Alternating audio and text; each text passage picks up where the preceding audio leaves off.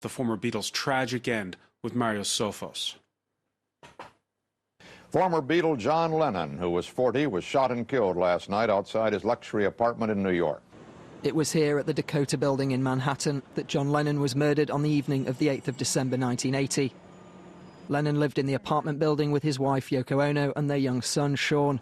The couple returned to the building at 10:50 p.m. following a recording session when Lennon's killer, who had been waiting outside, fired 5 shots, 4 hitting the British musician in the back and the shoulder. I heard shots. I didn't realize there were shots until after I saw the police car. And apparently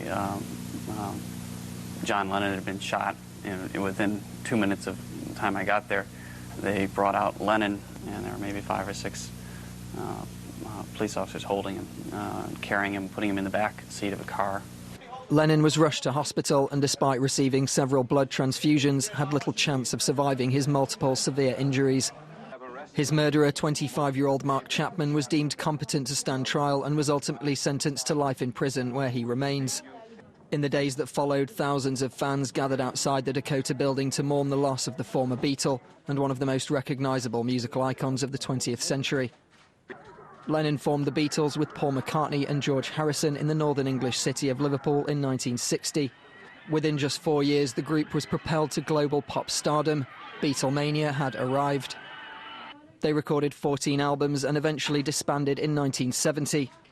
As their career progressed, their work took on a more surreal and experimental tone, a side of the music that many fans attribute to John Lennon. Following the breakup of the Beatles, Lennon recorded a number of successful solo albums, including Imagine, containing the eponymous song that would become one of his most well-known, one that was immortalised at New York City's Central Park, now a place of pilgrimage for his fans.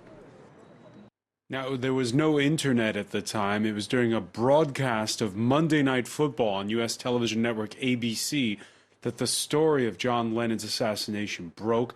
Alan Weiss was a producer at the local affiliate WABC Eyewitness News. Available on streaming is the documentary where you feature eyewitness to the death of John Lennon. Thank you for speaking with us here on France 24 from Stamford, Connecticut. Nice to speak with you, Francois. So, no internet at the time.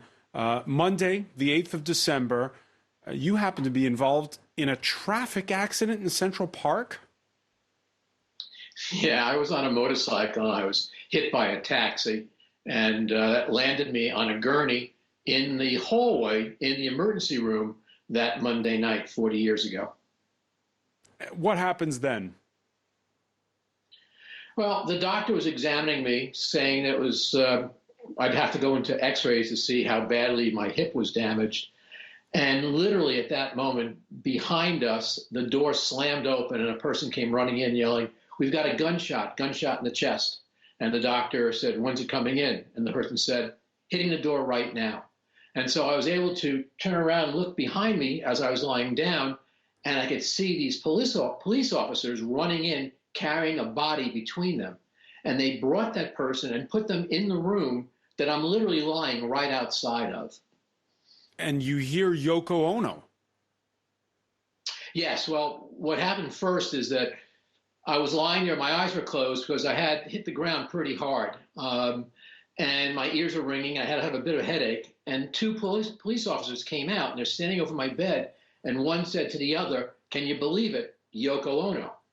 And I looked up and I said, "Excuse me, officer, what did you say?"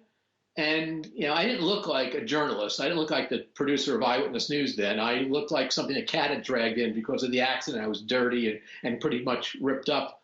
So the cops had no intention of talking to me. They moved away. So I wasn't sure it was Lennon. And I tried to get one of the hospital staff to actually call the newsroom on the possibility that maybe Lennon had been shot. But as you said, there were no phones, no internet, no cell phones back then. But then I heard sobbing behind me, and again I turned around, and Yoko Ono was coming in on the arms of a police officer, crying. And so now I had a pretty good indication that indeed that was John Lennon next to me. And you dragged yourself to a payphone. Yeah, not that I'm accident prone, but I've been to this emergency room before, and I knew that at the end of the corridor there was a waiting room, and there was a payphone there. And I literally, there were gurneys along the wall, so I was able to hop. Adrenaline's a fantastic drug. All the pain in my body went away, And I was able to just hop down. I was almost at the payphone when a security guard stopped me and wouldn't let me make the call. But fortunately, one of the New York City police officers who brought me in came at that moment, had the security guy release me because he was holding on to me as I was balanced on one foot.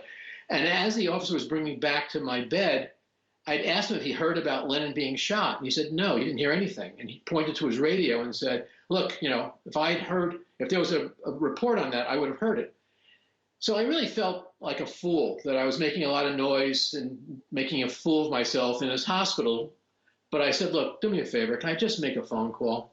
And as we passed the nursing station, he let me use the phone there. And I called the newsroom. And I told him, I think I heard Lennon's voice, Lennon's name. I'm pretty sure I saw Yoko Ono. And he said that there was a call for an ambulance at 72nd and Central Park West. And as viewers just heard in Mario's report, that is the location of the Dakota where the Lennons lived. So I said, well, that's it. That's the third part of the puzzle. I've heard his name. I've seen Yoko. And you said there was an ambulance there. John Lennon's been shot, and he's here at Roosevelt Hospital. Wow. And you got to think back now, 40 years, Alan Weiss. It's 1980, the dawn of a new decade. John Lennon hasn't recorded an album in 5 years. 3 weeks prior, he puts out the Double Fantasy album. And it's funny because in those 5 years, so much had happened. Punk, new wave. John Lennon sort of reemerged for just 3 weeks. Yeah, I mean, I guess you can say he was reimagined.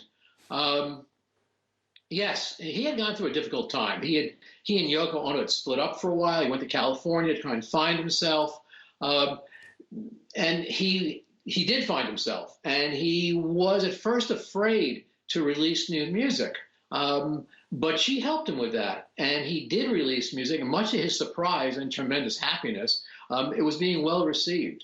So it was extraordinarily, doubly tragic. I mean, I don't know how to make the tragedy any more tragic than it was, but particularly adding to it the fact that now this man who has given us so many years of fantastic music, innovative music, groundbreaking music, literally changed the way music was being made. And so many groups